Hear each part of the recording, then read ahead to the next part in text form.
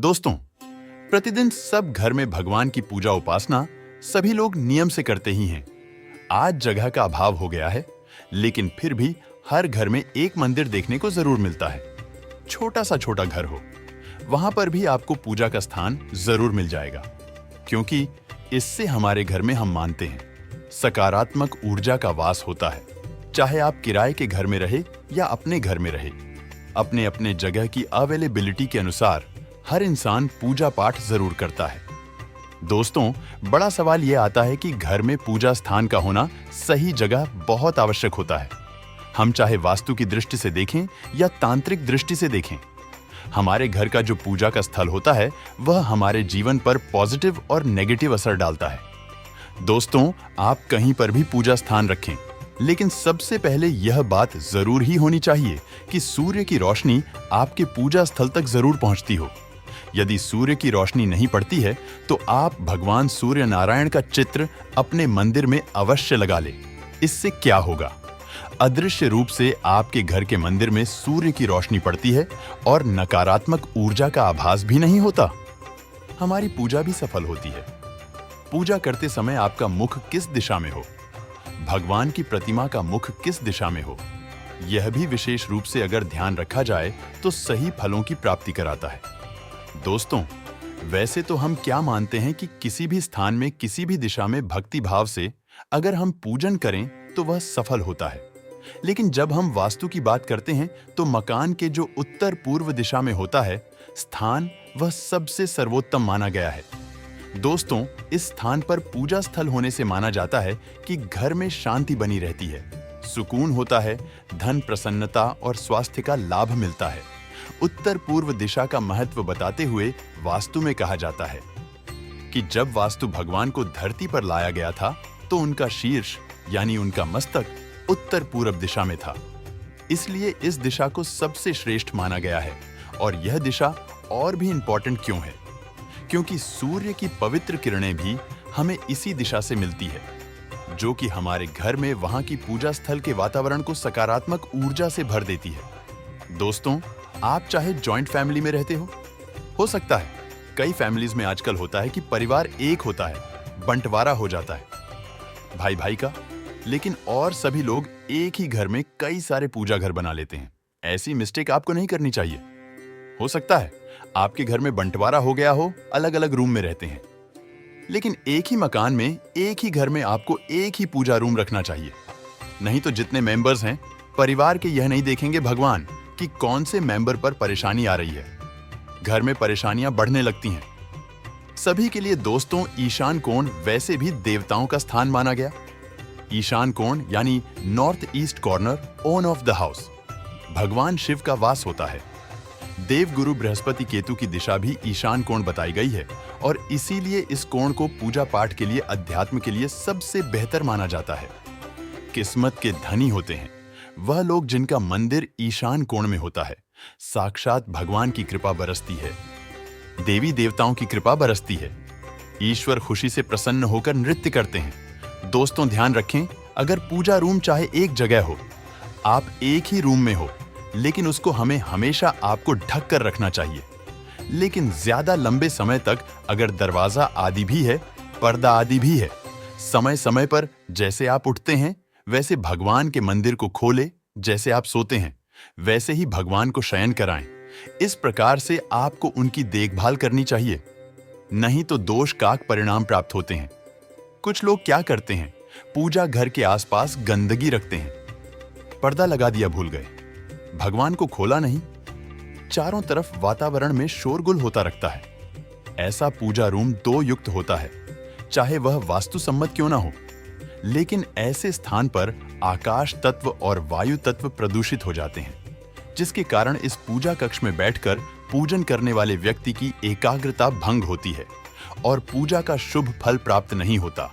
इसलिए जब भी आप पूजा करने बैठे ध्यान रखें, आपके आसपास के वातावरण में शांति हो, तभी पूजन करने आपको बैठना चाहिए।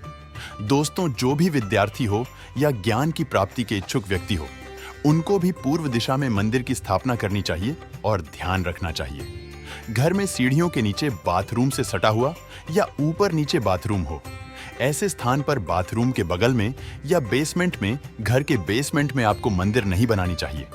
इससे घर की खुशहाली और समृद्धि के लिए उत्तम नहीं माना जाता। कई लोग क्या करते हैं, मंदिरों की तरह घर में ही जो मंदिर रूम बनाते हैं उसमें गुंबद बनाते हैं, कलश बनाते हैं।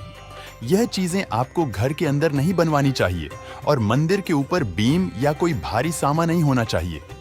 मंदिर में खाली पड़े माचिस के डिब्बे, अगरबत्ती के डिब्बे, सूखे फूल, गीले कचरे आदि, माता के फटे वस्त्र, देवी देवताओं के फटे वस्त्र, गले वस्त्र तुरंत पर्व आदि पर बदल देना चाहिए। इससे दोष घर में उत्पन्न हो जाता है। दोस्तों, आज की जानकारी बहुत ही खूबसूरत है। आपको माता रानी की सौगंध है, एक लाइक जरूर करना। आप जिस भी देवी देवताओं को मानते हैं उनके लिए एक लाइक जरूर करें और हमारे चैनल को जरूर सब्सक्राइब करें। आज की जानकारी आपको कोई नहीं बताएगा। यह बहुत ही महत्वपूर्ण और सर्वश्रेष्ठ जानकारी है जो आगे आपके लिए बहुत ही उपयोगी साबित होगी। दोस्तों, पूजा में आपको ध्यान रखना चाहिए कुछ बातें की बीच में। जब भी आप भगवान की अरेंजमेंट करेंगे तो सबसे पहले रोज सुबह ध्यान रखें, पंचदेव की पूजा आपको जरूर करनी चाहिए। पंचदेव कौन कौन है? सूर्य गणपति, शिवजी, विष्णु और मां दुर्गा। और ध्यान देना चाहिए कि पूजा स्थल पर बीच में भगवान गणेश की तस्वीर या मूर्ति जरूर होनी चाहिए। पूजा घर में अगर आप ब्रह्मा, विष्णु, शिव, इंद्र और सूर्य और कार्तिकेय की तस्वीरें रखते हैं तो इनका मुख हमेशा पूरब या पश्चिम दिशा की ओर ही होना चाहिए। दोस्तों, प्रथम पूज्य श्री गणेश के स्मरण मात्र कर लेने से कार्य सिद्ध होते हैं और घर में इनकी मूर्ति रखना बहुत ही शुभ माना जाता है। अधिकांश घरों में आप देखते होंगे बहुत सारी मूर्तियां होती हैं, लेकिन ध्यान रखें कि गजानन की मूर्तियों की संख्या 1, 3 या 5 नहीं होनी चाहिए। यह अशुभ माना गया है, यानी इनकी संख्या इवन नंबर्स में होनी चाहिए, आउट नंबर्स में नहीं होनी चाहिए। श्री गणेश का स्वरूप सम संख्या के समान होता है, इस कारण इनकी मूर्तियों की संख्या भी विषम होना गलत मानी गई है। कम से कम 2 मूर्तियां रखना गणपति देव की सर्वश्रेष्ठ मानी जाती है। पूजा घर में गणेश जी की मूर्ति का मुख, कुबेर की मूर्ति का मुख और दुर्गा मां का मुख दक्षिण दिशा की ओर होना चाहिए। घर के मंदिर में मां दुर्गा या अन्य किसी देवी की मूर्ति की संख्या 3 नहीं होनी चाहिए। यह अशुभ माना जाता है और यदि आप चाहें तो 3 से कम या ज्यादा मूर्तियां घर के मंदिर में रख सकते हैं। दोस्तों, मूर्तियों के संबंध में श्रेष्ठ बात यही होती है कि मंदिर में किसी भी देवता की 1 से अधिक मूर्ति ना हो। अलग अलग देवी देवताओं की 1-1 मूर्तियां रखी जा सकती हैं। पूजा घर में हनुमान जी का मुख नरत कोण में होना चाहिए। घर के मंदिर में हनुमान जी की मूर्ति की संख्या 1 ही होनी चाहिए, क्योंकि बजरंग बली को रुद्र का अवतार मानते हैं, यानी शिव का अवतार मानते हैं, और घर में शिवलिंग भी 1 ही होना चाहिए। मंदिर में अगर आप रखते हैं तो हनुमान जी की प्रतिमा, बैठे हुए हनुमान जी की प्रतिमा रखना सर्वश्रेष्ठ होता है। दूसरे किसी भाग में रख रहे हैं तो हनुमान जी की मूर्ति नहीं, ऐसी फोटो रखी जा सकती है जिसमें वह खड़े हुए हो। घर के दरवाजे के पास नॉर्थ दिशा में आप उड़ते हुए हनुमान जी की फोटो रख सकते हैं। यह नौकरी इत्यादि के लिए सर्वश्रेष्ठ होती है। दोस्तों, ध्यान रखें, पति पत्नी का जो शयन कक्ष है, अगर उसी में आपने बनाया हुआ है, आपने साइड में मंदिर, तो आपको हनुमान जी की मूर्ति या फोटो उसमें नहीं लगानी चाहिए। आप वहां पर राधा कृष्ण का फोटो लगा सकते हैं। इस बात का हमेशा ध्यान रखें कि आप अपने घर के मंदिर में जिन भी मूर्तियों को रखते हैं उनमें एक मूर्ति से दूसरी मूर्ति का 1 इंच का फासला जरूर होना चाहिए। इसके अलावा 2 भगवान की मूर्ति कभी भी आमने सामने नहीं रखनी चाहिए, नहीं तो आपके जीवन में तनाव हो सकता है। इससे पूजा का फल आपको नहीं मिलेगा। दोस्तों, पूजा घर में कई बार क्या होता है, किसी मंदिर में गए कोई पंडित जी ने दे दिया, प्राचीन मंदिर से लाई गई प्रतिमा या स्थिर प्रतिमा जो पहले स्थिर थी, उन प्रतिमा को अपने घर पर स्थापित आपको नहीं करना चाहिए। कोई दे भी देता है तो आपको इसका विसर्जन कर देना चाहिए। दोस्तों, वास्तु विज्ञान में स्ट्रिक्टली मना किया जाता है कि भैरव भगवान की मूर्ति घर में नहीं रखनी चाहिए। हालांकि शिव भगवान धन का रूप होते हैं, लेकिन फिर भी वह तामसिक देवता होते हैं। कुछ लोकतंत्र मन की साधना के लिए इनको घर में रख लेते हैं, लेकिन यह गलत है। भगवान शिव का एक और रूप होता है नटराज और वास्तुशास्त्र के अनुसार नटराज रूपाली भगवान शिव की प्रतिमा भी घर में नहीं होनी चाहिए, क्योंकि यह नटराज रूप में शिव तांडव करते हैं और इसीलिए घर पर इनको तामसी माना जाता है। रखना दोस्तों, हम सभी लोग गृह शांति के लिए कभी किसी को शनि की साढ़े आती है, ढैया है तो शनि की पूजा अर्चना करने को बोला जाता है, लेकिन ज्योतिष शास्त्र के मुताबिक कभी भी शनि देव की मूर्ति आपको घर में नहीं लगानी चाहिए। शनि की तरह ही ज्योतिष शास्त्र में राहु केतु की भी मूर्ति घर पर नहीं रखी जाती, क्योंकि राहु केतु दोनों छाया ग्रह होने के साथ साथ पाप ग्रह भी होते हैं। दोस्तों, घर के मंदिर में हमेशा भगवान की सौम्य रूप वाली मूर्तियां रखें। यहां तक कि ऐसे में मां दुर्गा के कालरात्रि का जो स्वरूप हो है, मां काली की डरावनी मूर्ति होती है, वह भी घर में नहीं रखनी चाहिए। रखना भी चाहते हैं तो बहुत सौम्य मूर्ति आपको मुस्कुराती हुई रखनी चाहिए। दोस्तों, किसी भी प्रकार के घर में महाभारत आदि के युद्ध आदि के पशु पक्षी के चित्र आदि लगाना उचित नहीं माना जाता है और पूजा घर में कुछ लोग पैसे उठा उठा के दबा दबा के रखते हैं, यह भी नहीं करना चाहिए। पूजा घर में कभी भी धन बहुमूल्य चीजें जो होती है वह आपको नहीं रखनी चाहिए। पूजा घर में आप वह सिक्का रखें जो आजीवन मंदिर में रखा हो। आप चांदी का सिक्का सदैव के लिए अर्पित कर सकते हैं। इससे आपके घर में सौभाग्यपूर्वक धन, ऐश्वर्य, धन, लक्ष्मी तथा अन्न भंडार की कोई भी कमी नहीं होगी। मंदिर को कभी खाली नहीं रखना चाहिए। चांदी का रुपया, पैसा या सोने की कोई भी वस्तु आपको अवश्य माता रानी को या देवी देवताओं को अर्पित जरूर करना चाहिए। आप चांदी का सिक्का भी विशेष रूप से मंदिर में रख सकते हैं। यदि आपके पास कुछ भी मंदिर में रखने के लिए विशेष नहीं है तो आप विशेष तौर पर पुष्प अर्पित करते। रब पुष्प जो होते हैं, हीरे, मोती, सोना, चांदी से भी बढ़कर देवी देवताओं के लिए होते हैं।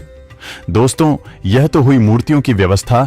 अब हमें रोज सुबह जब हम पूजन शुरू करते हैं तो सबसे पहले यह ध्यान रखें, पूरे घर में आपको हल्दी के जल का कम से कम मुख्य द्वार पर हल्दी के जल का और हो सके तो गौमूत्र का छिड़काव आपको जरूर करना चाहिए। सबसे पहले सूर्य देवता को अर्घ आपको देना चाहिए और फिर तुलसी को अर्घ देना चाहिए। शाम को तुलसी के आगे दीपक जरूर जलाएं। आपके अगर इष्ट देव हो, उनका भी ध्यान आपको जरूर करना चाहिए। दोस्तों, कभी भी बासी हुए या झूठे भोजन किए हुए वस्त्र पहन करके आपको सुबह भगवान की पूजा नहीं करनी चाहिए और तेल के दीपक के लिए हो सके तो लाल धागे की बाती सर्वश्रेष्ठ बताई गई है। जिस दीपक में आप तेल डालेंगे उसमें 2 लौंग और 2 कपूर आप जरूर डालें। यह काम करने से घर पर नजर, बुरी नजर या जो भी गलत चीजें होती हैं वह आपके घर से दूर हो जाती है। यहां तक कि भगवान शिव कहते हैं, जलता हुआ दीपक घर में अकाल मृत्यु तथा दुर्घटनाओं से बचाता है। दोस्तों, दीपक हमेशा ध्यान रखें, भगवान की प्रतिमा के ठीक सामने लगाना चाहिए। शाम को आपके घर में लक्ष्मी प्राप्ति के लिए गग की धूप, नजर, बाधा आदि के लिए, टोने टोटके के लिए लोबान की धूप और सुख शांति के लिए तेज पत्ता जरूर जलाना चाहिए। तेज पत्ता जो होता है जिसे हम खाने में डालते हैं वही होता है तेज पत्ता। दोस्तों, मंदिर आप कभी भी शयन कक्षा, बेडरूम में बनाना ही नहीं चाहिए और अगर किसी कारणवश आप बना लेते हैं तो पर्दा से ढक करके उसको जरूर रखना चाहिए। एक लकड़ी का हो सके तो हल्का पार्टीशन दे दे, यह ज्यादा अच्छा रहता है। पति पत्नी के लिए यदि एक कमरे की व्यवस्था हो और कोई जगह नहीं हो तो मंदिर आप पूजा करने के बाद पूरा ढक दें। मंदिर आप शयन कक्षा में भी रख सकते हैं, पर शर्त यह है कि आपको मंदिर ढककर सोना चाहिए और सिर्फ पूजा करते समय ही खोलना चाहिए और कुछ समय बाद वापस पर्दा ढक देना चाहिए। इससे आपकी पूजा पाठ भी सफल होगी और मंदिर को दूसरी ओर ले जाने का भय भी आपको नहीं सताएगा, दोष भी नहीं लगेगा। दोस्तों, रात के समय स्पेशली मंदिर पर पर्दा कर देना चाहिए। पूजा में बासी फूल पत्ते अर्पित नहीं करने चाहिए। हमेशा स्वच्छ और ताजे जल का ही उपयोग करें और भगवान, देवी देवताओं के ऊपर चढ़ाए गए हार, फूल, पत्तियां आदि जो भी आप चढ़ाते हैं उनको कभी भी बिना धोए अर्पित नहीं करना चाहिए। एक बार पहले साफ पानी से जरूर धो लें। जब भी फूल चढ़ाएंगे तो दाएं हाथ की अनामिका और अंगूठे की सहायता से आपको फूल अर्पित करने चाहिए और चढ़ाए हुए फूल को अंगूठे और तर्जनी की सहायता से उतारने चाहिए। फूल की कलियों को चढ़ाना मनाही होता है। कभी भी फूल की कलियां भगवान पर नहीं चढ़ा चाहिए, लेकिन यह नियम कमल के फूल पर लागू नहीं होता है। दोस्तों, कभी भी मंदिर का कूड़ा कचरा, अगर बत्ती के डिब्बे, माचिस के डिब्बे सड़े हुए, फूल तथा मैले वस्त्र गंगा मैया में विसर्जित नहीं करना चाहिए। इससे गंगा मैया नाराज हो जाती है। शास्त्रों में एक कथा आती है। गंगा में जब लोग सड़े गले वस्त्र और सड़ी चीज विसर्जित करने लगे थे, तब माता गंगा भगवान शिव के पास रोते हुए गई थी। तब भगवान शिव ने क्रोधित होकर ऐसा वरदान गंगा माता को दिया था कि जो भी व्यक्ति अपवित्र चीजें गंगा में विसर्जित करे, उसको मेरा भयंकर श्राप लगेगा। वह नरक में भटकता रहेगा। उसे कभी मोक्ष प्राप्त नहीं होगा। उसे गंगा जल कभी प्राप्त नहीं होगा। वह कितना भी गंगा में स्नान कर ले, उसका शरीर हमेशा अपवित्र ही रहेगा। इसीलिए गंगा में केवल पवित्र राख, हवन सामग्री की राख, पवित्र फूल या देवी देवताओं की खंडित मूर्तियां ही विसर्जित करना चाहिए। डब्बे, पन्नियां कभी गंगा में नहीं डालना चाहिए। जानवरों की हड्डी, मांस गंगा में कभी नहीं डालना चाहिए। दोस्तों, तुलसी के बिना ईश्वर की पूजा पूर्ण नहीं मानी जाती। तुलसी की जो मंजरी होती है, वह सब फूलों से बढ़कर मानी जाती है। मंगल, शुक्र, रवि, अमावस्या, पूर्णिमा, द्वादशी और रात के समय या संध्या काल में तुलसी दल नहीं तोड़ना चाहिए। यहां तक कि ग्रहण हो, ग्रहण के दौरान भी तुलसी पत्र नहीं तोड़ना चाहिए। तुलसी पत्र तोड़ते समय यह ध्यान रखना जरूरी होता है कि पत्तियां जरूर हो। खाली डंडी तुलसी की ना तोड़े और शिवजी और गणपति को भूल से भी तुलसी नहीं चढ़ा चाहिए। इनको आप बेलपत्र चढ़ाएं, यह सर्वेश श्रेष्ठ होता है। दोस्तों, तुलसी के पत्ते और गंगाजल कभी भी बासी नहीं माने जाते। 11 दिन तक आप वही तुलसी को बार बार धो करके चढ़ा सकते हैं और बार बार इनका उपयोग आप कर सकते हैं। शेष सामग्री आपको ताजी ही उपयोग करनी चाहिए। यदि कोई फूल सूख गया हो, गिर गया हो या खराब हो या जमीन से गिरा हुआ आपने उठाया हो, तो उसको भगवान को अर्पित नहीं करना चाहिए। दोस्तों, वास्तुशास्त्र के अनुसार जिन देवताओं के 2 से ज्यादा हाथों में अस्त्र हो, उनके चित्र आपको घर पर नहीं लगाने चाहिए। और सबसे महत्वपूर्ण बात यह है कि जब भी पूजा करें तो घर के सभी कोनों में एक बार घंटी जरूर बजानी चाहिए। पूरे घर में घूम के घंटी बजाएं, या फिर आप चाहें तो शंख बजा सकते हैं। शंख ध्वनि करें। इससे सारी नकारात्मक ऊर्जा आपके घर की घर से बाहर चली जाती है और आपके घर में सकारात्मक ऊर्जा का संचार होता है। आप अपने घर के मंदिर में पूजा करने के लिए शंख अगर रखते हैं तो ध्यान रखें, कभी भी घर में 2 शंख नहीं होने चाहिए। एक शंख को तुरंत हटा दें। अगर ऐसा आपने करके रखा हो तो दोस्तों, घर के आसपास अगर आपके कोई मंदिर है तो उसमें स्थापित देवी देवता पहला तो होना ही नहीं चाहिए। घर के बिल्कुल सटा हुआ या आसपास कोई मंदिर, और अगर है भी तो उसमें स्थापित देवी या देवता का चित्र आपको मुख्य द्वार पर लगाना चाहिए। घर में जिस स्थान पर मंदिर होता है, वहां पर जूठन, तामसी भोजन, नशे की चीजें, चमड़े से बनी हुई चीजें, जूते, चप्पल, दवाई आदि नहीं लेकर के जानी चाहिए, क्योंकि दवाइयां आधे से ज्यादा मांस की बनी होती हैं। दोस्तों, पूजा घर के निकट और भवन के ईशान कोण में झाड़ू या कूड़ादान नहीं रखना चाहिए, और संभव हो तो पूजा घर को साफ करने का झाड़ू पोछा भी आपको अलग रखना चाहिए। जिस कपड़े से भवन के अन्य हिस्से का पोछा लगाया जाता है, वह पूजा घर में उपयोग नहीं लाना चाहिए। मंदिर में कभी भी पुरानी कबाड़ आदि को नहीं रखना चाहिए, और पुरानी हो चुकी फूल मालाएं, अगरबत्तियां, धूप की राख, माचिस की तिलियां कई लोगों में आदत होती है इकट्ठी करने की, कभी भी इनको इकट्ठा करके नहीं रखना चाहिए। हाथों हाथ किसी गमले में डाल दे या कूड़े में आपको डाल देना चाहिए। दोस्तों, हमेशा पूजा के बाद आपको परिक्रमा जरूर करनी चाहिए। अपने स्थान पर एक बार घूम ले, और नहीं तो अगर आप भगवान की अलग अलग देवी देवताओं की अलग परिक्रमा करना चाहते हैं तो भगवान सूर्य की 7, श्री गणेश की 3, विष्णु भगवान की 4 और शिव जी की आधी परिक्रमा करनी चाहिए। दोस्तों, अब हम बात कर लेते हैं मैन वाली की। मुख किशोर होना चाहिए।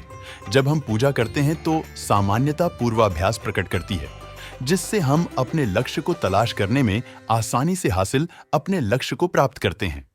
दोस्तों, वास्तु में पश्चिम की तरफ पीठ करके यानी पूर्वा अभिमुख होकर बैठना ज्ञान प्राप्ति के लिए श्रेष्ठ माना जाता है। भगवान का मुख दक्षिण मुखी कभी नहीं होना चाहिए।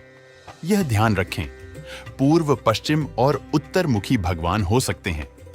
जब हम तंत्र शास्त्र की बात करते हैं या कर्म कांडों की बात करते हैं, तो इसमें लक्ष्मी की जो प्राप्ति के लिए पूजन करना चाहते हैं, उनको पश्चिम मुख होकर के अर्चना करनी चाहिए। इसमें हमारा मुख पश्चिम की ओर होता है और देव प्रतिमा की दृष्टि और मुख पूरब की ओर होता है। दोस्तों, यह जो उपासना पद्धति है, यह सामान्य उपासना पद्धति से पदार्थ प्राप्ति या कामना पूर्ति के लिए अधिक करेक्ट होती है। उन्नति के लिए कुछ ग्रंथ बताते भी हैं कि उत्तर मुखी होकर के उपासना करनी चाहिए। दक्षिण दिशा सिर्फ षट कर्मों के लिए इस्तेमाल की जाती है, लेकिन यह ध्यान रखें, कर्मकांड, तंत्र और वास्तु, यह तीनों अलग अलग विद्याओं हैं। इन सबको कभी भी आपको मिलाना नहीं। चाहे सिंपल पूजा करना चाहते हैं तो पूरब की ओर मुख करके पूजा करें, यह सर्वश्रेष्ठ होता है।